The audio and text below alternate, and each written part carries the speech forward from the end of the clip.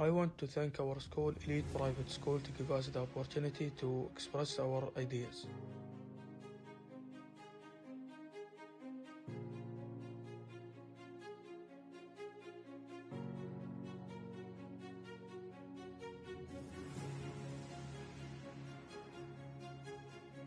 Hi, my name is Saif Khalfan. Today from Elite Private School. Today we will talk about our innovation auto-feed feeder supervised by Mr. Duaa. And our innovation is designed to help us to feed our pets even if we are away from the home. Hi, my name is Daif. I will talk about the three main parts for the project and the benefits of the project.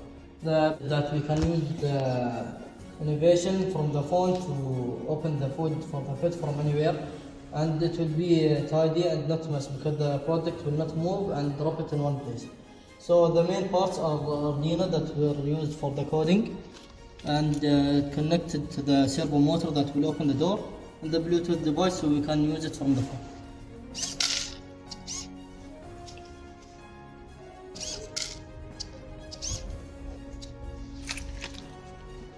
Hi, my name is Majd Ismail, and I produce this AutoFit feeder with the 3D printer, and I use AutoCAD app.